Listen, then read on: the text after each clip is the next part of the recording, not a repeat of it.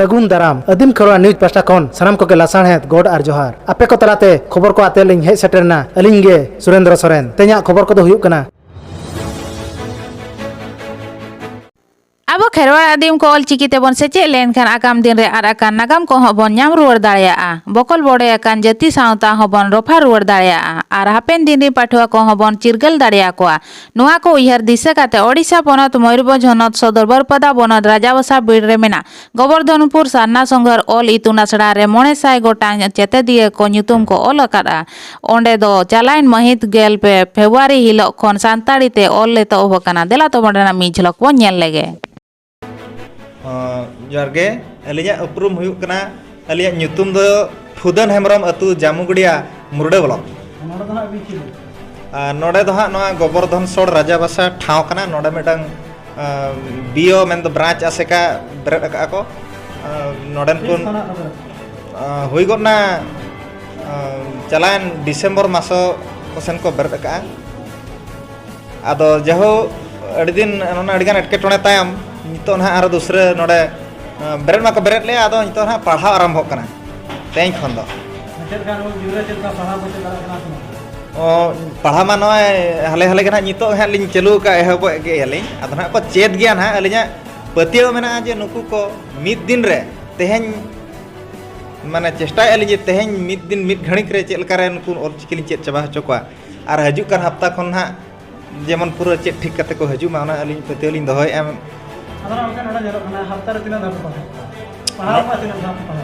नोडे ना नोका रोड़गो कना नितो मा नितो ना इलेक्शन मेना आदो ना कड़ी छाड़बिड़ चला आदो नितो दो ना को पढ़ाव हंतड़ोआ गिद्रा हफ्ता के हफ्ता मेन दो सिंगी महा ना को पढ़ाव हंतड़ोआ गिद्रा को बखरा नवा संदेश लिंग एमेआ जे ऑल चिकी दो अब जाति रेना ऑल कना आर नवा ऑल डहारते अब जाति बंचा अब जहाना छानोक कना जानम खन गुजुक नवा को जहाँ तिना सेवा सेवा बोंगा बुरु पाराब पुना जहाँ तिना गे मेना अब ओना को आदोक कान छादोक कान हॉल रे मोहडा कना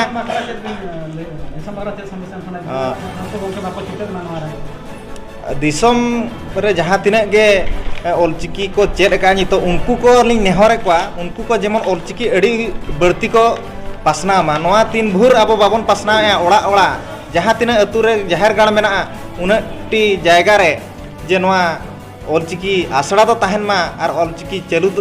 पढ़ाव तो चलू मागे बखान दो सरकार नितो अब बाय ठिके बना और अब जाति और एटा जाति को लेका एटा भाषा को लेका झाक झाक बांग मार्शलोआ जुदी ऑलचिकी बाबन चेदवा अलिंगा ᱧᱩᱛᱩᱢ दो मन रॉकेट मुर्मू नवा राजाबासा पीड़ पंचायत रिन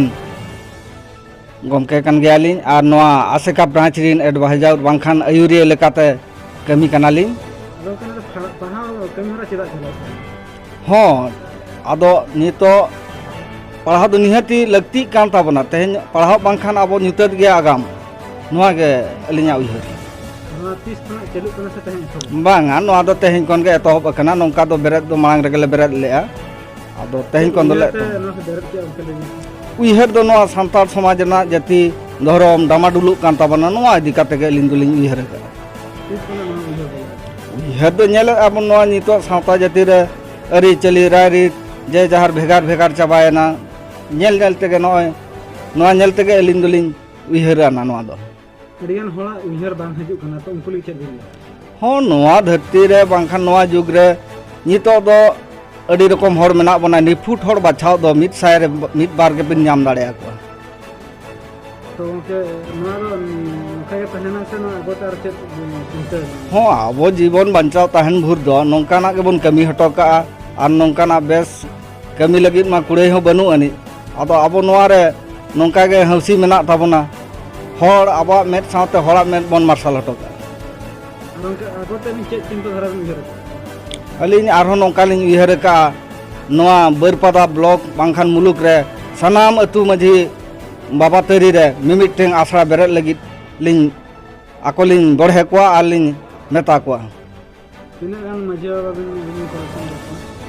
हाँ अलिन मझी बाबा कलेक्शन रे नितो मेना अलिन 60टी मझी बाबा सला संपर्क सगै लिन दोहय सरा अलिना उपरुम दो हुयुक कना अलिना ᱧᱩᱛᱩᱢ भूतु चरण मुर्मू भूतु होको मेतालिंगा नोडे गिद्रा को अड़ी संगे मेना कोआ नुकु दो इतुन आसड़ा रे को ओलोग कना तेहिं खना गे ओना दो नाले एहब आका ओका पास्ता खना ना ओली तुमा सादा नोआ दो आसेका पाठा कना ओका आसे अब नोडे गोबर्धन रे ना आसेका ले बेरेट आका नोआ जखन बेरेट देन खान आदो नोआ हको मेनेया बांगा इतुन आसड़ा हो आपे बेरेट पे आदो ओना हो इतुन आसड़ा बेरेट आका आर तेहिं खना गिद्रा को अलिन नोआ इतुन आसड़ा चेयरमैन कनालिन तो अबिना कथा नोआ नुकु गिद्रा खोजुना तिना को मना बता हाँ मानव बता को गार्डियन को मानव बता खातिर के गिद्रा को भेजा का लिंगा नुकु गिद्रा हाँ तेहन दको कम गया टोला करे उनका असुविधा मेना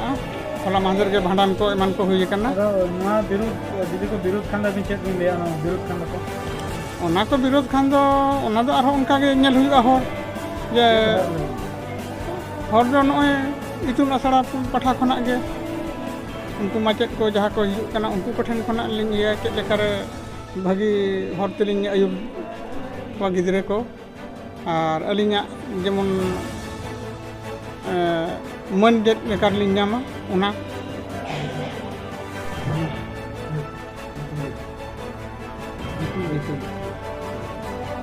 इन्या nyutum Jungu Murmu atu Gobordon Sur to noa itun asड़ा आले बेरेट का नोआ अड़ी जोर रस्कले बुझोया और अड़ी जोर खुशी नोआ दो 1900 साल रे नोआ को दो ओडक लेना और को बेरेट ला रायरमपुर आसेका पाटा खंडो उन दुका खंडे को बेरेट का ओडे खंगे आले होले बड़ाई केते नोआ अड़ी रस्कले बुझो केते आले होले मेन किया बांगा आले हो नोआ इतुन असड़ा नोडेले बेरेदा नोआ गोबर्धन अतु रे मेनखान अड़ी गिद्रा बो को सचेत लेनखान नुकु आर हो उनका गे आगाम दिन रे आरो गिद्रा को आको को सचेत दाड़िया को आर को बुझो दाड़िया को आर को बड़ाय दाड़िया नोआ ऑल दो चेत कना नोआ ऑल दो तिनंग पापार तिनंग दाड़े मेना तबना मेनते ओना को जतो को आको को सिखिनत को आर को लया को आर को चेत को आर नोआ ऑल पंडित रघुनाथ मुर्मू जहाय ओडको का नोआ ऑल दो अड़ी दाड़ेयान जिनिस कना नोआ दो धर्म रेना ऑल कना और धर्म दाड़े तेगे नुई हो ऑल ले नाम ला और ऑल दाड़ेया और बांखान मा उनका जहां को मा उनका बाको ओडको का और बाबन nyutum kat को किंतु उनी दो बंगा समान होरे ताहे कना नोआ ऑल लो अड़ी जोर रस्का गेले बुझोया और अड़ी जोर खुशीले बुझोया आले नोआ आसेका पाटा कोन गोबर्धन सावता सेचेद लाक्चार सेबलेट जांगा ऑफिस नोडेले खुले का तबे नोआ दो आले ले मेनेया तो जा जुग लगित गे नोआ दो ताहेना गिद्रे बिदल गिद्रे पश्चिम बेंगल पनत मालदा हनत रायलापाड़ा रे चलायन महित गेलपे फेब्रुआरी हिलो उत्तर बंग सानताड़ी जेंगेत बिरदागार जांगारे अड़ी रस्का सातला बिंदु चांदर बंगा nyutum ते को बंगा बुरो किया ओना ठाव रे सेटर को ताहे कना मानतान संजीत मार्डी मानतान जोसेफ मार्डी मानतानी दीपाली टुडू मानतानी आलती हासदा मानतान मुंशी मार्डी मानतान श्रीनाथ किस्कू सावते आरहों आयमा गंके को आर चेतदिया कोड़ा कुड़ी को सेटर को ताहे कना देला तो बंडरा मी झलक पो नेल लगे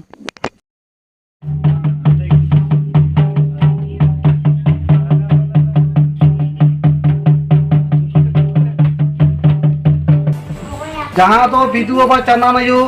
जहाँ तो सगुन बंगा बुरु बुन कमी बाबुन मना बताओ के तो तीन अब निये तला बदाय तहन कारण चिकाते तीन नोडे के मिते परीक्षा बुन नाम ना जे बुन नाम का परीक्षा जे नुकीना बंगा बुरु जे नुकीना ओजे चिन्ह बुन दोहो का तो उन्हें ले के चिन्ह मा बदाय ले गया पे तो ओको जिलिंगी उनी दे कना कोड़ा आ कोड़ा गोल गी उनी दे कना कुड़ी या तो विधु बाबा दे कना बाबा आ चंदन दे कना आयु ये बुन बदाय के तो जतो ठीक से बा तो नुकीना आशीर्वाद ते जहाँ तो अब ऑल चिकी जहाँ आविष्कार ले उनी दो ही कांता मना बदाय गया बुन ऑल गुरु गंके पंडित रघुनाथ मुर्मू तो नुकीना आशीर्वाद तेगी गुरु गंके दो ऑल चिकी आविष्कार लेदा से बेनाव लेदा बुझो ऑल चिकी में पढ़ाओ कना हाँ को पढ़ाओ कना ठीक से बा तो तीन अब निये इलाका दो आयमा गोटांग आतु बाको पढ़ाओ कना तो उनको को बन लय कुआ उनको को जाते इतुन आसड़ा को सेटेरो मा से ऑल चिकी चित लगी को कुरुमुटुई मा ठीक से बा तीन अब मत चीज करते तो मौज बांग हुआ सानाम आदिवासी सानाम सांताल समाज रन हो चीज करते मौज के तारपर अबुआ ऑलचिकी मिशन दो टारगेट से साल सगुन बखा बाबू चीज का साल सगुन बांग साल सगुन तो ओना लकाते सानाम पठुआ मई बाबू को साथे गोंके को माचेत माचेतनी आले सानाम अब सानाम कोते ये प्रचार हुई ताबोना लया को हुई ताबोना ते ऑलचिकी दो अबुआ कना आ बिदु बाबा चाना ने दो अबुन ओनल बुंगा बुरु कना के ठीक से बा अदो मा निये को रोल काते गी गाल मा दिन ठुकु मिया सीना ए मेने लेखाने परसी मणंग सीना परसी सीना मैंने लेखन परसी सीना मैंने लेखन ओले ओले मणंग सीना परसी सीना मैंने लेखन परसी सीना मैंने लेखन ओले ओले मणंग सीना